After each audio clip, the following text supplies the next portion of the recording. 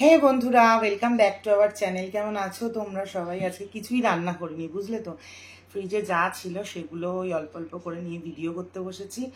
আর বিশ্বাস করো, আজকে আমার এই ভিডিওটা করার কোনো রকম ইচ্ছে ছিল না, কারণ আমার অলরেডি 2-3টে ভিডিও স্টকে রয়েছে। কিন্তু আমি না এক্সপেক্ট করতে পারিনি, মানে তোমরা আমার এই ভিডিওটা এত পরিমাণে কমেন্ট করবে আর এতটা ভালোবাসা দেখাবে। আমি বিশ্বাস করো, আমি না কল্পনাই করতে পারিনি। আর আমি মানে বাজার টাজার করে এসে বসলাম, তো সেই কারণে মুখ চোখের অবস্থা খুব একটা ভালো না। যাই হোক, ইগনোর করো, এর ভূমিকা বাড়িয়ে লাভ নেই। তো কি খাচ্ছি দেখো, এখানে একটু লোটে মাছ, পাঁচমিশালি তরকারি, এখানে একটু কচু পাতা চিংড়ি, এখানে একটু রিঠা মাছের কাটা, আর একটুখানি তোমার কাতলা মাছ, সব অল্প অল্প অল্প অল্প করে রয়েছে। ওই সব নিয়ে একসাথে বসে গেছি, জগা খিচুড়ি করে খাবো। তো চলো খাই আর বক বক করি।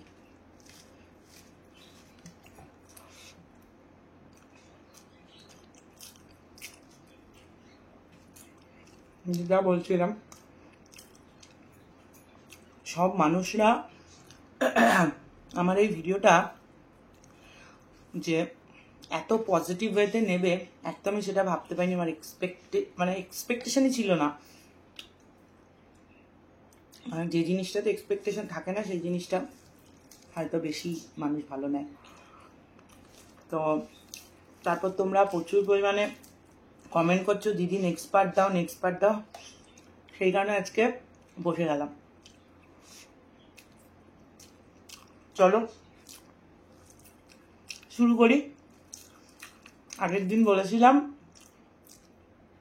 যে, কতটা বলেছিলাম আগের দিন,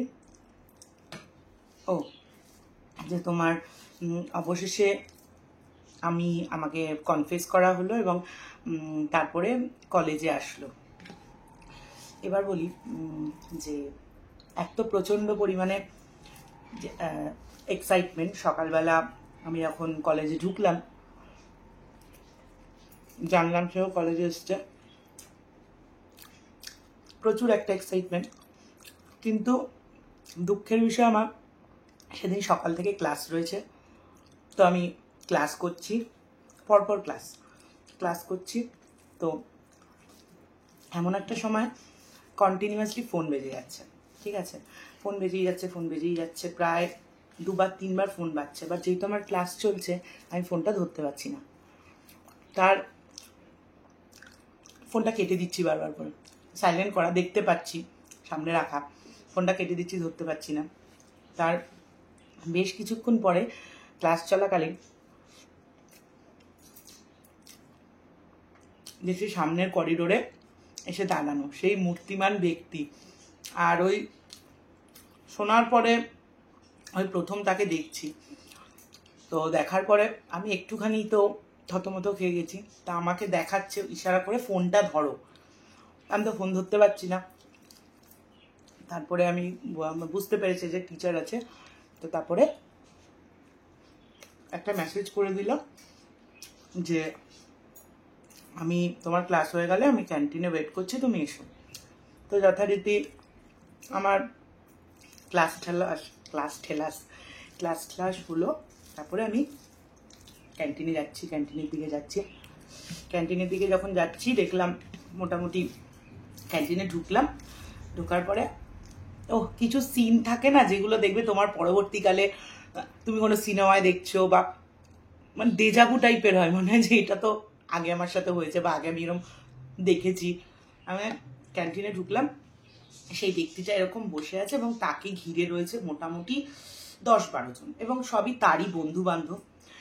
আমাকে ঠিক এরকম করলো, জানো তো, একটা পাশে আমাদের তো রেড কালারের চেয়ার ছিল, চেয়ারটা এরকম সরালো, ঠিক ইশারাটা ছিল এইরকম, মানে এসো আমার পাশে বসো। তা আমি একটুখানি ঢোকার পরে একটু মানে থতমত খেয়ে গেছি, কারণ হচ্ছে এত লোক, মানে আমি যাদেরকে চিনি না, হয়তো মুখ চেনা, বাট কোনোদিনও কথা বলিনি। হঠাৎ করে গিয়ে ওই সময় তার পাশে বসাটা আমার কাছে একটুখানি আনকমফোর্টেবল লাগছিল। তা আমি অপোজিটে একটা চেয়ার ফাঁকা ছিল, ওটা টেনে নিয়ে এসে মুখোমুখি বসলাম। আর ফিলিংসটা ছিল সেই সময় আমার, মানে পাত্রপক্ষ বসে আছে, আমি মাঝখানে গিয়ে ওখানে ইন্টারভিউ দেওয়ার জন্য বসলাম, ওইরকম একটা ছিল। গিয়ে বসলাম, বসার পরে সবাই আমার দিকে তাকাচ্ছে, এই বস কেমন আছিস, ভালো আছিস, ক্লাস নেই, হ্যানা তেনা, মানে ফর্মালিটির একটা কথাবার্তা হচ্ছে একে অপরের সাথে। আর তার সাথে মানে ওই আই কন্ট্যাক্ট হচ্ছে, বা যে ফেস টু ফেস খুব কথা হচ্ছে সেটা না। আমার জিজ্ঞেস করলো আবার কটায় ক্লাস আছে, আমি বললাম আমার আবার এই সময় 2টো বা 2:30 থেকে ক্লাস আছে। বললো আচ্ছা, বললো আমারও ওই সময় ক্লাস আছে, একসাথে তাহলে উপরে যাবো। ঠিক আছে। তো এই সময় একটা বেশ সুন্দর মতো মেয়ে, তার মানে সে নিজে থেকে বিয়ে করে নিয়েছিল কলেজে পড়তে পড়তে, মানে ফার্স্ট ইয়ারে, ওই কটা দিনের মধ্যে সে এলো, ক্যান্টিনে ঢুকলো, শাখা পলা, চুড়ি, মাথা ভর্তি সিঁদুর, একটু মোটা কিন্তু দেখতে খুব সুন্দর, মানে চোখ দুটো আইলাইনার পরেছে, খুব সুন্দর লাগছে দেখতে, মানে বিয়ের পর মেয়েদের যেরকম হয়। তো এসে বসলো। তো আমার যে সিটটা ফাঁকা ছিল, আমাকে যে সিটটাতে বসতে বলা হয়েছিল সেই সিটটাতে গিয়ে বসলো, এবং আমি এরকম করে দেখলাম, দেখার পর ঠিক আছে চলো, মানে মন চাইছে বসতে, বাট পারছি না করতে। বসলো, বসার পরে দুজনের পাশাপাশি বসে বলছে, এবারে সেই ব্যক্তি ওই মেয়েটাকে বলছে, তোকে যা সুন্দর লাগছে না, তোর চোখ দুটো যা দারুণ লাগছে না, কি বলবো, আইলাইনার পরতো, টানা টানা চোখ। তো তারপরে তারা দুজন গল্প টল্প করছে, সবাই গল্প করছে, তো গল্প টল্প করছে, আমি গল্প করতে পারছি না, উঠে যেতেও পারছি না, একটু অকওয়ার্ড লাগছে। তো মোটামুটি লাঞ্চের টাইমে আমাকে জিজ্ঞেস করলো, বসেছিলাম 2টো বাজে, আমাকে বললো যে কিছু খাবে, আমি বললাম যে না কিছু খাবো না। তো তখন বললো যে আমরা পরোটা খাবো, তুমি খেলে খেতে পারবো, আমি বললাম না। তো কিছু খাওয়া দাওয়া হলো না, ওরা খেলো, খাওয়া দাওয়ার পরে আমি বললাম আমার ক্লাস আছে, আমি যাচ্ছি, সবাই বসে রয়েছে, বলছে তোমার তো 2:30 থেকে ক্লাস, আমি বললাম না আমি যাচ্ছি, সবাই বসে রয়েছে, ওখানে যাই, ডাকছে সবাই। তার আগে একটু ফোনে মেসেজ দেখার ভান করলাম, করে আমি চলে গেলাম আমার মতো, ওর সঙ্গে যাইনি। ক্লাসে গেলাম, যথারীতি ক্লাস করলাম, আমাকে বললো, মেসেজ করলো তাহলে যাওয়ার সময় দেখা করে যেও একবার।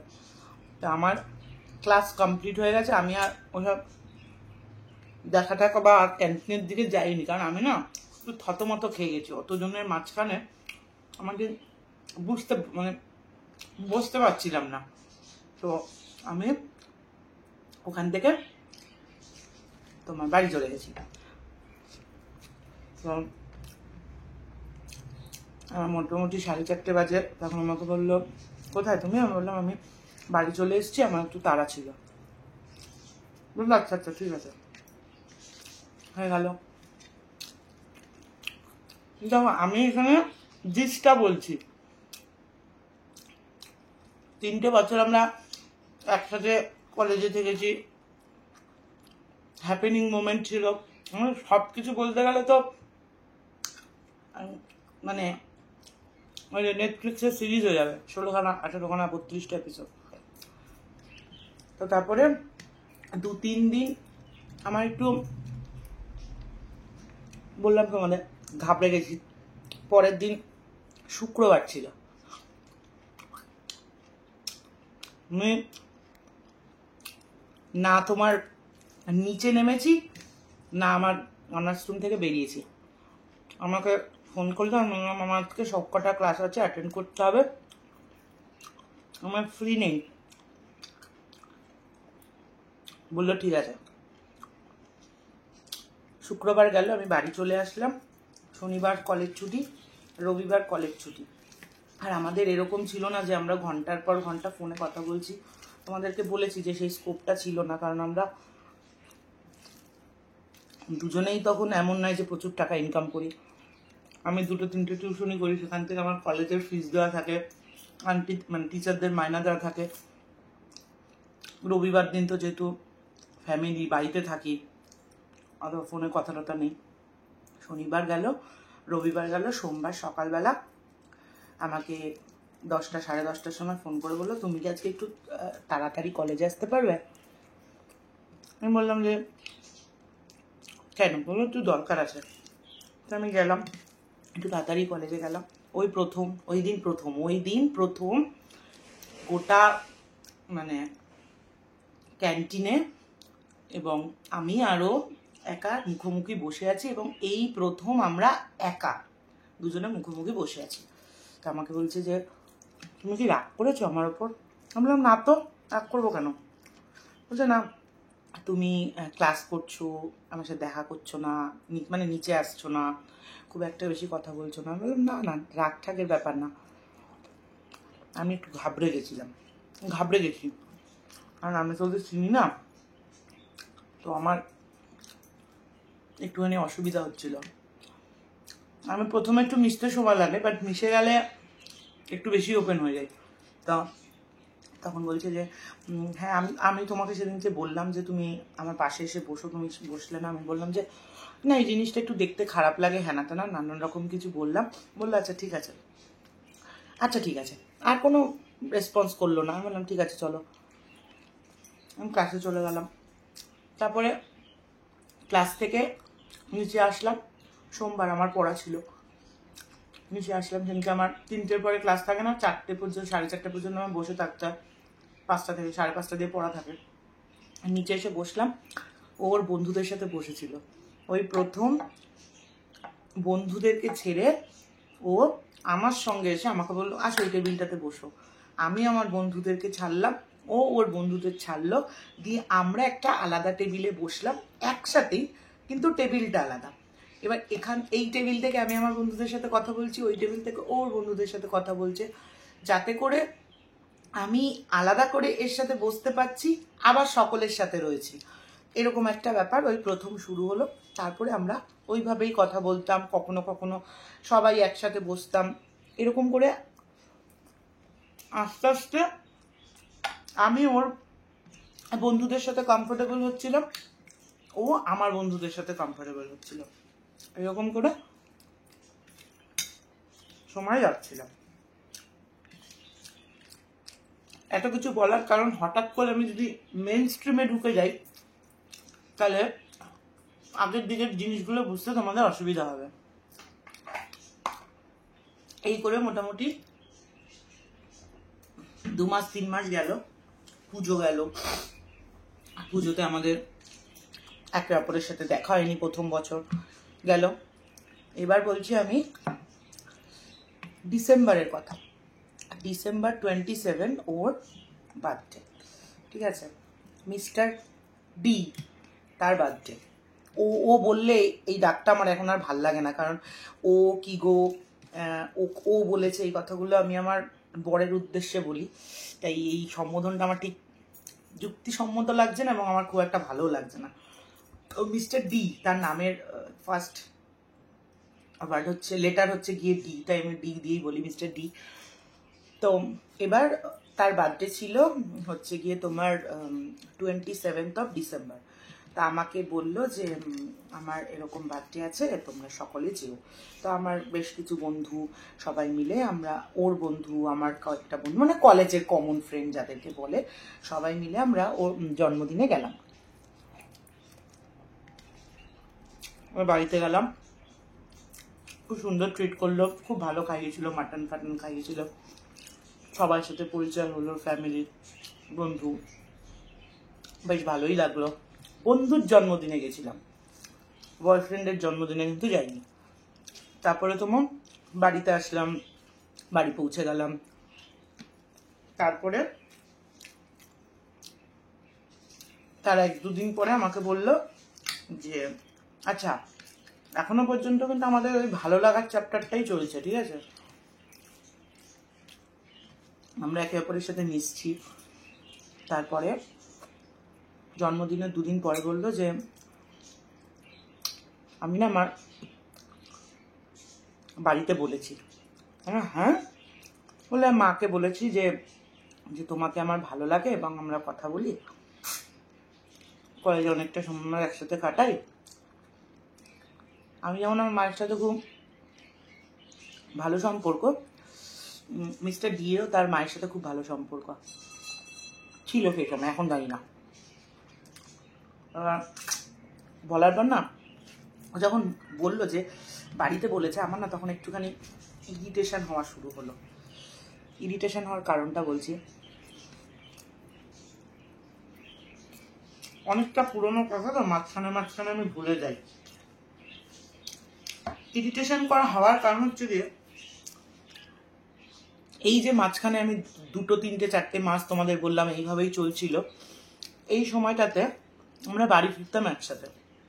আমাদের প্রেমটা তো সাইকেল প্রেম, কলেজ প্রেম, মানে বাইক প্রেম ছিল না।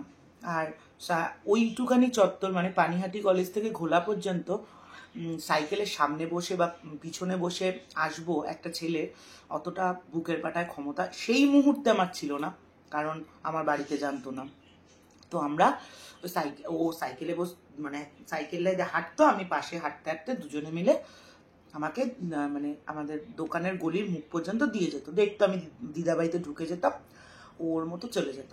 এবার আমরা কোনোদিনও এই কটা মাসে আমাদের ফ্যামিলি নিয়ে কেউ কারোর সাথে কথা বলিনি। আমার মা, আমার বাবা, তার মা, তার বাবা।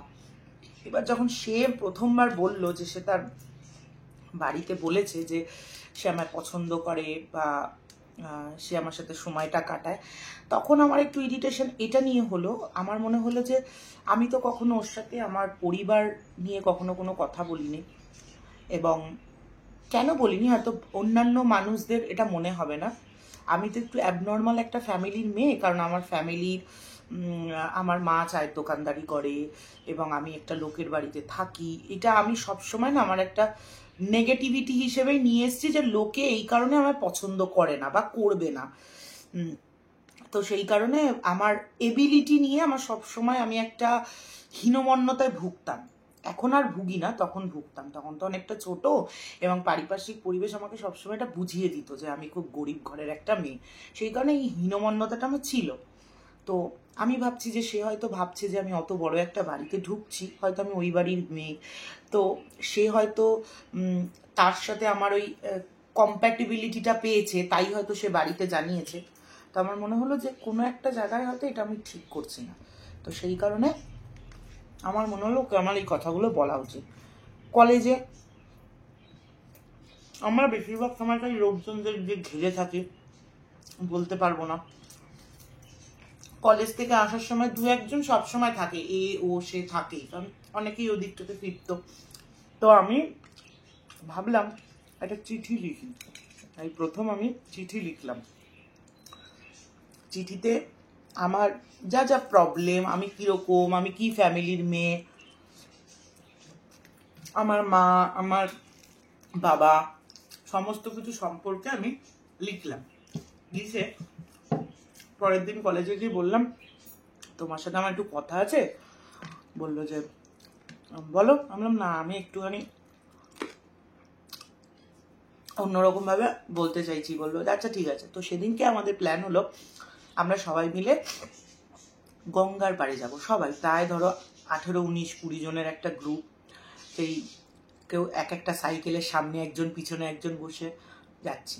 এই উদ্দেশ্যে বলে দিই, মিস্টার ডি আমার বয়ফ্রেন্ড অনেক পরে, আমার খুব ভালো বন্ধু ছিল, ভীষণ ভালো বন্ধু ছিল। সেটারও কিছু কাহিনী পরে বলছি। তো আমরা সবাই মিলে ওখানে গেলাম 12 মন্দির ঘাটে। সবাই মিলে গিয়ে আনন্দ করছি, খাওয়া দাওয়া করছি, ওই 5 টাকার ঝালমুড়ি নিয়ে সবাই একসাথে খাচ্ছি। তখন পয়সা কম, কিন্তু জীবনে যখন পয়সাটা অনেক কম থাকে তখন আনন্দ ফুর্তিগুলো অন্যরকম থাকে এবং অনেক বেশি থাকে। তো তারপরে আমরা ওখানে সবাই মিলে গল্প টল্প করছি। এমন একটা সময় যে মন্দিরটা রয়েছে, মন্দিরের বাইরেটাতে এরকম একটা বসার জায়গা, ওখানে আমি ইচ্ছে করে একটু একা গিয়ে বসলাম। আমি জানি আমি একা যদি বসি তাহলে মিস্টার ডি আসবেন। তিনি আসলেন এবং আমি বললো কি এখানে একা বসে আছো কেন? আমি এমনি বসে আছি। আমি বললাম যে তোমাকে একটা জিনিস দিচ্ছি, তুমি ঝপ করে ব্যাগে ঢুকিয়ে নাও, কারোর সামনে এটা দেখবে না, যখন একা থাকবে তখন দেখবে। বললো ঠিক আছে। আমি একটা খামে ভরে দিয়ে দিয়ে আবার সকলের সঙ্গে চলে গেছি, তো খামে ভরেছে। তারপর মোটামুটি ধরো 2:30-3টে বাজে, আবার যার যার ক্লাস আছে আবার চলে আসতে হবে। তো আমি চলে এলাম, আমি বললাম আমার আর কোনো ক্লাস নেই, আমি বাড়ি চলে যাচ্ছি। আমি বললো আমার ক্লাস আছে, আমি তাহলে যাচ্ছি। ও চলে গেল, আমি চলে গেলাম। এবার বাড়ি এসেছি, বাড়ি আসার পরে ঠিক 8 ঘন্টা পরে আমার কাছে ফোন এসছে। ফোনটা ধরলাম, আমাকে বললো কোথায় তুমি? আমি বললাম আমি ঘরে। বলছে যে তুমি এক্ষুনি আসো, আমি ঘোলার মোড়ে যাচ্ছি। আমি বললাম যে না, আমি ঘোলার মোড়ে আসতে পারবো না। বলছে তাহলে তুমি কলেজে আসো, এক্ষুনি তোমার সাথে আমার কথা আছে। আমি বলছি না, আমি বাড়ি ঢুকে গেছি, এখন আর বেরোতে পারবো না। আমি বলছি প্লিজ, আমি তোমাকে রিকোয়েস্ট করছি। আমি বললাম দীঘার চিঠিপিটি পড়ে নিয়েছে, ব্রেকআপ করে দেবে। বললো না, আমার দরকার আছে, তুমি প্লিজ এক্ষুনি এসো। তো আমি কোনো রকমে বেরোলাম। মা তো সামনে দোকান দিয়ে বেরিয়ে মাকে বললাম মা একটু দরকার আছে, আমি কলেজে একটু এমার্জেন্সি আছে, আমি যাচ্ছি। বলে 4টের সময়। বললাম হ্যাঁ দরকার আছে আমার। তো অত দূর পর্যন্ত যেতে হয়নি, আমি চণ্ডীতলায় গেছি, ও চলে এসছে। আমাকে আসলো, আসার পর বললাম হ্যাঁ বলো। আমার তো মানে প্রচণ্ড একটা টেনশন যে ব্রেকআপ করে দেবে। তা এসে সাইকেলটা স্ট্যান্ড করলো, দাঁড়িয়ে বললো কি চলো আমি একটু হাঁটতে থাকি গিয়ে। আমি বলছি আমি এখন হাঁটতে পারবো না, কোনোভাবে কেউ দেখে নেবে। বলছে চলো না, কিছু হবে না, কলেজের দিকেই যাচ্ছি। আমি এগিয়ে যাচ্ছি। ওই যে সেই সময়টাতে, এখন তো সব কিছু ওপেন টু অল হয়ে গেছে, অনেক অপশান রয়েছে, অনেক জায়গা রয়েছে।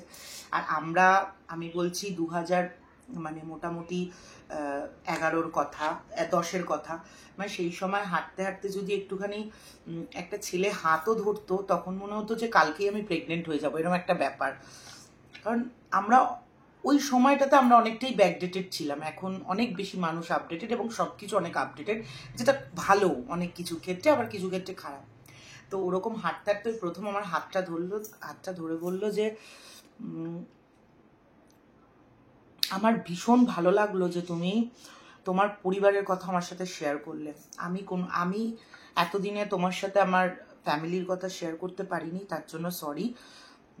তুমি যখন বললে, আমিও আমার কিছু কথা শেয়ার করতে চাই। তারপর সে তার পরিবারের কথা শেয়ার করলো, সেটা আমি আর এখন বলতে চাইছি না।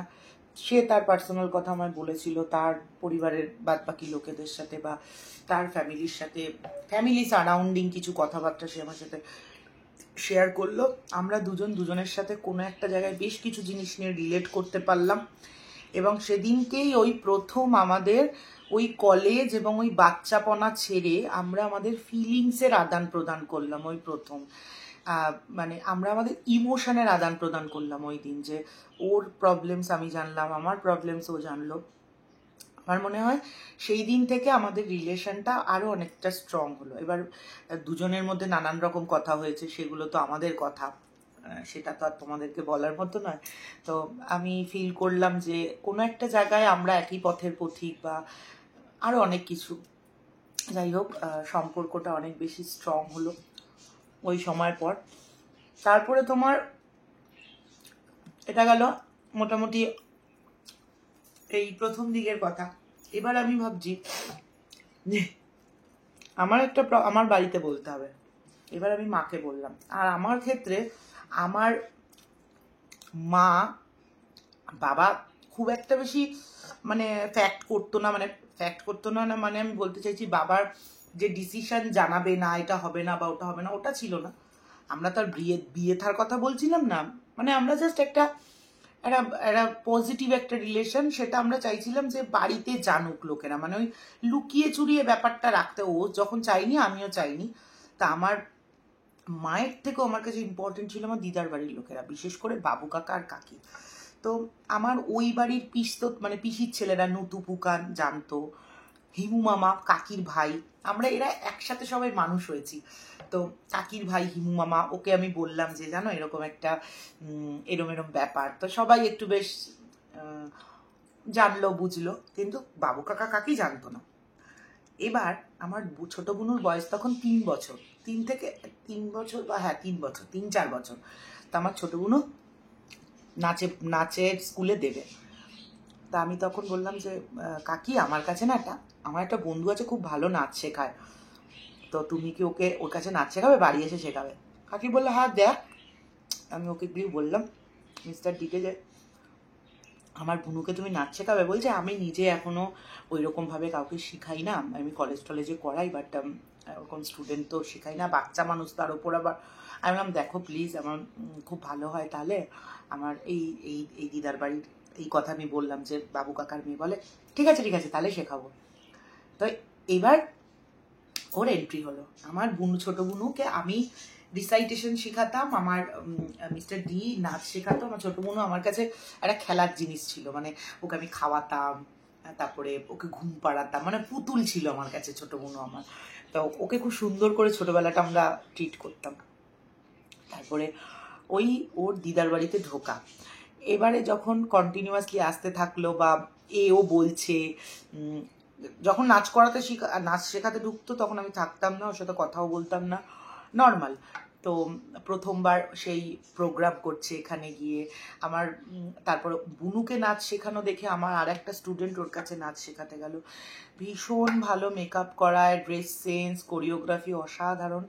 আমার বুনুর প্রথম আমার কাছ থেকে শেখা রিসাইটেশন এবং ওর ডান্সে ওই বিপ্লব বলে একজন ভিলেনের অভিনয় করতো না, তার কাছ থেকে প্রথম প্রাইজ পেলো। আর একটা মেয়ে আমাদের ওখানে প্রোগ্রাম করলো গণমিলনে, প্রচুর বড় মেয়েদের সাথে কম্পিটিশন করে, একটা 6-7 বছরের মেয়ে আমার সকল দুঃখের প্রদীপ এই গানটাতে ডান্স করে সেকেন্ড প্রাইজ পেয়েছিল, খুব ভালো কোরিওগ্রাফি করতো। তো ওই করতে করতে আমি আমার ওখানে ওকে একটা দুটো টিউশন দেখে দিলাম, ওর একদিকে টিউশনি করতো, আমি একদিকে টিউশনি করতাম। টিউশন শেষে রাত্রিবেলা আমি যদি বাড়ি যেতাম, মানে মায়ের বাড়িতে আসতাম, আমরা দুজনে একসাথে বাড়ি আসতাম। এই ফেসিলিটিসগুলো এবার এটা থেকে হলো আমার বাবা মা জানার পর বা আমার দিদার বাড়ির লোকেরা জানার পর, যে আমরা ঘোলা টু ক্ষুদিরামনগর একসাথে আসতে পারতাম, যাতে করে কারোর কোনো অবজেকশন থাকতো না যে আমার মেয়ে অন্য কারোর সাথে রয়েছে, বা কেউ যদি বলতো তোমার মেয়েকে দেখলাম, মা বলতো হ্যাঁ ওটা বন্ধু বা কিছু। এইটা আমাদের একটা সুবিধা হলো যে আমাদের অ্যাক্সেসটা অনেক ইজি হয়ে গেল, আমরা বেশ মানে কি বলবো ফ্রিলি এদিক ওদিক যেতে পারছিলাম। তো তারপরে এরকম করতে করতে রিলেশনটা বেশ স্ট্রং হলো আমাদের, কারণ বাড়ির থেকে জানে। ওর ফ্যামিলির সাথে আমি একদিন সকালবেলা ওদের গাড়ি করে ইয়েতে, মানে কোথায় যেন দক্ষিণেশ্বর গেলাম, ওর ফ্যামিলির সাথে আমার বন্ডিংটা হলো। আমার মানে আমাদের বাড়ির কোনো ছোটোখাটো অনুষ্ঠান হলে ও আসতো, করে সুন্দর একটা সম্পর্ক তৈরি হলো। এই করতে করতে একটা বছর কেটে গেল, এবার সেকেন্ড ইয়ার। আমি প্রথম কমপ্লেক্স ফিল করছি সেকেন্ড ইয়ার থেকে। 28 মিনিট হয়ে গেছে, আমি বুঝতে পারছি না আমি কি করব। তো কি হলো, সেকেন্ড ইয়ারে এখনো প্রেম পর্ব চলছে, তারপর তো ব্রেকআপ পর্ব আছে। তো সেকেন্ড ইয়ারে আমার ওর আবার ফ্রেশার্স, ঠিক আছে, আবার ও ডান্স প্রোগ্রাম করাবে। একটা সুন্দর মেয়ে এলো কলেজে ফার্স্ট ইয়ারে, সেও পলিটিক্যাল সায়েন্সে অনার্স, তারও নামের ফার্স্ট লেটার হচ্ছে ডি, তারও চোখ দুটো খুব সুন্দর, সেও মোটামুটি ভালোই দেখতে, আমার স্কুলেই পড়তো কিন্তু আমার থেকে 1 বছরের ছোট। তা এবার যখনই প্রোগ্রাম থাকছে কলেজে তখনই সে ব্যস্ত থাকছে রিহার্সাল রুমে, খুব একটা বেশি দেখা হচ্ছে না বা কথা হচ্ছে না, বা রাত্রিবেলার সময়টুকুনি কথা হচ্ছে, এরকম একটা সিচুয়েশন প্রায় 8 দিন 10 দিন ধরে। তো হঠাৎ করে ক্যান্টিনে বসে, কমন মানুষজন তো থাকে যারা এদিক ওদিকের কথা আদান প্রদান করে, ক্যান্টিনে এসে একজন আমাকে এসে বলল, মৌমিতা দি, ও না মিস্টার ডিকে হেভি দেখছে।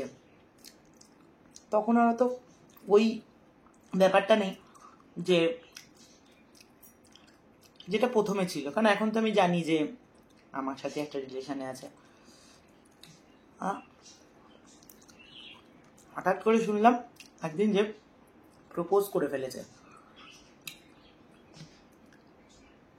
এবার আমার প্রবলেমটা হচ্ছে প্রপোজ করেছে বা ওর সাথে রয়েছে এইসব না, আমার প্রবলেমটা হচ্ছে আমি তো কিছু জানতে পারছি না, তো এই ছেলেটা আমাকে কেন বলছে না, মানে মিস্টার ডি আমাকে কেন বলছে না যে ও ওকে এরকম করছে বা ওর সাথে যেচে কথা বলছে বা ওকে বলেছে যে ওকে পছন্দ করে, আমাকে বলছে না কেন? এইটা নিয়ে আমার একটা কমপ্লেক্স হচ্ছিল, আমাকে কেন জানাচ্ছে না, লুকিয়ে যাচ্ছে কেন, হয় না ছোট বয়সে, বুঝলে তো, সিনেমা দেখা প্রেম হয় আর কি। তা তারপরে একদিন বাড়ি আসার সময় আমি জিজ্ঞেস করলাম যে এরকম ও তোমাকে কিছু বলেছে? বাড়িতে আসার সময় না ক্যান্টিনে বসে কিছু একটা কাজ করছিল, খুব ভালো ড্রয়িং করতো, আমার বুনুর একটা প্রোগ্রাম ছিল তাই জন্য উত্তরীয় পড়ে না, ওইটা ড্রয়িং করছিল, প্রচুর গুণী মানুষ একজন। তো আমি বললাম যে তোমাকে ও কিছু বলেছে? বললো যে হ্যাঁ, কেন? তাই আমি বললাম কই, তুমি তো আমাকে বলোনি কিছু। কি বলবো? তখন মানে এই দিকটা থেকে আবার পুরো একদম, হয়তো সব ছেলেরাই এরকম হয়, একটু চাপা। তা আমি বললাম যে তুমি তো বললে না আমাকে যে ও তোমাকে বলেছে বা কিছু। বলছে হ্যাঁ বলেছে তো বলেছে, তা আমি কি করবো তাতে? আমি বললাম এটা এত বড় একটা ব্যাপার, তুমি আমাকে জানাবে না? বললো যে একটা মেয়ে একটা ছেলেকে প্রপোজ করেছে, সেই ছেলেটার তার আবার গার্লফ্রেন্ডের কাছে এটা বলার মতো কোনো বিষয়? তাই আমি বললাম আমাকে যদি কেউ বলতো, আমি যদি তোমাকে না বলতাম, বলছে বলতে না, এটা তো কোনো তুমি কলেজে পড়ছো, আমি কলেজে এসেছি, অন্য কেউ কাউকে কিছু বলতেই পারে, সেটা তো আমার আর তোমার বিষয় মাঝখানে আলোচনার বিষয় নয়, আমরা কোনো তৃতীয় ব্যক্তি নিয়ে আমাদের মাঝখানে আলোচনা করবো কেন? ওর আমাকে ভালো লেগেছে, আমাকে বলেছে, আমি বলে দিয়েছি যে আমি এঙ্গেজ। বললাম যাক ঠিক আছে তাহলে। কিন্তু অস্বস্তি তো একটা হচ্ছে, কারণ সেই ব্যক্তিটি, তাকে জীবনে দেখিনি যে সে খুব ভালো ডান্স করছে বা কিছু, কারণ আমরা স্কুলে পড়তাম, ও আগে ছিল, বা কোনো স্কুলের কোনো প্রোগ্রামে পার্টিসিপেট করেছে বা কিছু, হঠাৎ করে সে এখন ফ্রেশারে পার্টিসিপেট করেছে, সে ডান্স করবে বলে, যার ফলে সেও তার সঙ্গে ওই রিহার্সাল রুমেই অনেকটা সময় কাটাচ্ছে। তো একটা দিন ক্লাসে কেউ আসেনি, মানে আমার যারা পড়তে যাব, আমি যাদের সাথে পড়তে যাব তারা কেউ কলেজে আসেনি, আমি একা ক্লাস করেছি এবং আমি একা গিয়ে ক্যান্টিনে বসে আছি 2:30টার পর থেকে চুপ করে। তো হঠাৎ করে মানে ভীষণ অস্বস্তি লাগছে, ফোনও করে বলতে পারছি না যে আমি একা বসে আছি, চুপ করে বসে আছি। তো একসময় মাথাটা নিচু করে এরকম কানের মধ্যে হেডফোন ঢুকিয়েও অনেকে আমাকে জিজ্ঞেস করছে তোমার সময় ফোন ছিল? উফ, হ্যাঁ ফোন ছিল, টাচ ফোন ছিল না, ছোট ফোন ছিল, আমার ভোডাফোনের ফোন ছিল, কানে হেডফোন ঢুকিয়ে চুপ করে বসে আছি। দেখলাম এসে মাথার মধ্যে এরম করে কেউ একজন মারলো, আমি বললাম, তাকালাম, বলছে যে এখানে কি করছো একা একা? আমি বললাম কি করবো, আজকে কেউ আসেনি। বলে চলো রিহার্সাল রুমে চলো। আমি বলছি না আমি যাবো না। বলছে চলো, একা একা বসে থাকবে কেন এখানে, চলো। তা আমার হাতটা ধরে নিয়ে গেল রিহার্সাল রুমে, আমি গিয়ে বসলাম। তা আমি যখন ঢুকলাম, হয়তো বাদবাকি যারা ছিল তারা হয়তো একটু অকওয়ার্ড ফিল করতে পারে, বিশেষ করে ওই ব্যক্তিটা তো বেশি অকওয়ার্ড ফিল করছিল, কারণ সে জেনে গেছে যে আমার সাথে সে এঙ্গেজ। তারপরে আমি বসে রয়েছি, সেও ডান্স করাচ্ছে, আমি বসে বসে দেখছি, কিছুক্ষণ বাদে বাদে সে আমার পাশে এসে বসছে, ভালো আছে এই মুভটা? বললাম হ্যাঁ, এই সমস্ত কথা টথা হচ্ছে, ব্যাস। তারপরে আমি বললাম যাই, আমার পড়া আছে। সে ডান্স করানো শুরু করলো, আমি চলে এলাম। বেশ কয়েকদিন পরে হলো ফ্রেশারের অনুষ্ঠান। সেই দিন তো মানে আমি ওর ওর পপুলারিটিটা এনজয় করতাম, ওকে যে সবাই অ্যাপ্রিসিয়েট করতো সেটা খুব এনজয় করতাম, আবার ওই বলে দিচ্ছি অ্যাপ্রিসিয়েট করতো সেটাও খুব এনজয় করতাম। কারণ হচ্ছে গিয়ে যখন মানে যখন স্টেজে প্রোগ্রাম করছে, আমাকে যখন বলছে যে তুমি, ফোন করে বলছে তুমি একটু আসো তো গ্রিন রুমটাতে, মানে যেখানে ওরা মেকআপ করছে, সেখানে যেতাম। ওই যে সকলে আমার সাথে কথা বলছে বা সকলে একটু অন্যরকমভাবে ট্রিট করছে, এটা আমি খুব এনজয় করতাম, এটা অনেস্টলি বলছি। আমার মনে হতো যে কি বলবো, আর ছোটবেলায় যা হয়, আর আমার কোনো কিছু বলতে রাগ ঢাক নেই, আমি সেই সময় যেটা ফিল করতাম, আমার মনে হতো যে আমি কোনো একটা সেলিব্রিটির সঙ্গে রয়েছি, এটাই যা। এত দূর থাক, আজকে 34 মিনিট হয়ে গেল। পরের দিন শোনাবো। আর একটা কথা বলে নি মাঝখানে, আমি খুব যখন আমি এর মাঝখানে কিছু কথা অ্যাড করি, যখন আমি ওকে বললাম যে দেখো তোমার যদি মনে হয় যে ওই মেয়েটা তো বেশ সুন্দর দেখতে, আমার আমি কলেজের ছবি দেখতে চেয়েছো, দেখাবো। আমি হয়তো খুব সুন্দর দেখতে নয়, তবে আমি সেই সময়টাতে আমার মধ্যে কনফিডেন্সের প্রচণ্ড অভাব ছিল, যেটা আমার চাকরি জীবনে গিয়ে এসছে।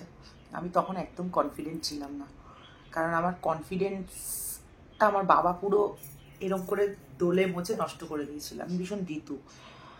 তো আমি তখন বললাম যে তোমার যদি মনে হয় যে তুমি ওকে পছন্দ করছো, তাহলে তুমি, আমরা তো এমন নয় যে আমরা কমিটেড একে অপরের প্রতি, তুমি যেতে পারো। তখন আমাকে বলছে সৌন্দর্যের ডেফিনেশনটা এক একজনের কাছে এক এক রকম। ও হয়তো বাদবাকিদের কাছে সুন্দর, আমার কাছে তুমি সুন্দর। এখানে এমন অনেক ছেলে আছে যারা বাইক নিয়ে কলেজে আসে, স্যুট বুট পরে থাকে, পায়ে শু পরে আসে। আমি নর্মাল একটা শু পরে, নর্মাল টি শার্ট পরে, গেঞ্জি পরে, যেমন তেমন আমি তেমনভাবেই কলেজে আসি। এমন নয় খুব বড়লোক ঘরের ছেলে বা কিছু। তুমি তো চাইলেই বেটার অপশান খুঁজতে পারতে বা তাদের সাথে বন্ধুত্ব করতে পারতে। এটা বন্ধুত্বের কথা বলছি, প্রেমের কথা না। তুমি তাদের সাথে বন্ধুত্ব করনি, তুমি আমার সাথে বন্ধুত্ব করেছো। তুমি আমার সঙ্গে বসো, আমি তোমাকে 10 টাকার চা পরোটার বেশি কখনো খাওয়াতে নিয়ে যেতে পারিনি। এমন অনেক বন্ধু ছিল আমার যারা সেই সময় আমাদের ওখানে রিলায়েন্স হয়েছে, ওখানে যেত, মুভি দেখতে যাচ্ছে, আজকে এখানে খাচ্ছে ওখানে খাচ্ছে। আমরা সিম্পল ছিলাম, সাইকেলে ঘুরতাম, কলেজের চা খেতাম, পরোটা খেতাম। তো বলছে আমাদের যে এই জিনিসটা, যে বন্ডিংটা, আমি কি সব জায়গায় এটা পাবো? তো আমার কাছে তুমি সুন্দর। আমার কাছে সৌন্দর্যের ডেফিনেশন মানে হচ্ছে একটা মানুষ কতটা সুন্দর, তার চেহারা কতটা সুন্দর সেটা নয়। আর আমি যে বললাম আমার খুব ভালো বন্ধু ছিল, আমার লিখতে আগাগোড়া খুব ভালো লাগে। এখন যেমন আমি লেখা বন্ধ করে দিয়েছি, কারণ আমাকে কেউ বলে না যে তুমি খুব ভালো লেখো, তুমি লেখো, তোমার লেখা আমার পড়তে ভালো লাগে। আমি আমার জীবনের সব থেকে বেশি লেখা লিখেছি কলেজ লাইফে। এত লিখেছি এত লিখেছি এত লিখেছি, আমার মাকে জিজ্ঞেস করবে, আমার লেখা আগে 19-20-তে ছাপতো, গণশক্তি পেপারে ছাপতো, কলেজের ম্যাগাজিনে ছাপতো, কিন্তু আমি তারপর সব বন্ধ করে দিলাম। আমার মানে কারণ আমাকে ওই ওই ইন্সপায়ার্ড করার সেই মানুষটা ছিল না বা নেই, এখনও কেউ বলেনি। কারণ নীলাদ্রি যে একটা অন্য প্রকৃতির মানুষ, আর সে একটা, ও একটা নিজে যেহেতু একটা কালচারের সাথে যুক্ত ছিল, ডান্স করতো ভালো বা খুব ভালো আঁকতো, খুব ভালো ঠাকুর বানাতো, তাই ও আমাকে ওই দিকটাতে না পুশ করতো, তুমি লেখো, তোমার লেখা পড়তে ভালো লাগে, আজকে কিছু লিখেছো নতুন। আমার একটা ডায়েরি ছিল, যে ডায়েরিটার মধ্যে শুধু কবিতা লেখা ছিল। তারপর যখন ব্রেকআপ হলো, সেই ডায়েরিটা তো এখন ভাবি কেন পুড়িয়ে দিলাম। তো ও আমাকে এগুলো দিয়ে ইনসিস্ট করতো। আমার খুব ভালো বন্ধু ছিল। বয়ফ্রেন্ড টয়ফ্রেন্ড ওগুলো খুব মানে খুব একটা বড়লোকিয়া একটা কথা। আমার খুব কাছের বন্ধু ছিল, যে ফ্যামিলির কোনো প্রবলেম হলে বুঝতে পারছে, মানে ফ্যামিলির প্রবলেম বুঝতে পারছে ইন দ্য সেন্স প্রথম দিকে খুব বুঝতে পারছে, বা আমার ওই দিকগুলো, মানে আমার ভিতরের সুপ্ত জিনিসগুলো বার করা, তুমি খুব ভালো কথা বলো, তুমি খুব ভালো এটা করো, এই জিনিসগুলো দিয়ে খুব ভালো আমাকে খুব ভীষণ সুন্দর মানে জাজমেন্ট করতো, খুব সুন্দর মানুষকে। যাই হোক, আজকে এইটুখানি থাক। আবার পরের দিন শোনাবো ব্রেকআপের গল্প, সেটা অনেক বেশি প্যাথেটিক। আর এবার 2-4 দিন সময় দিও, কারণ আমার অনেকগুলো ভিডিও রয়েছে পরপর, সেগুলো পোস্ট করব, তারপর ব্রেকআপ শোনাবো। চলো, আজকের মতো টাটা।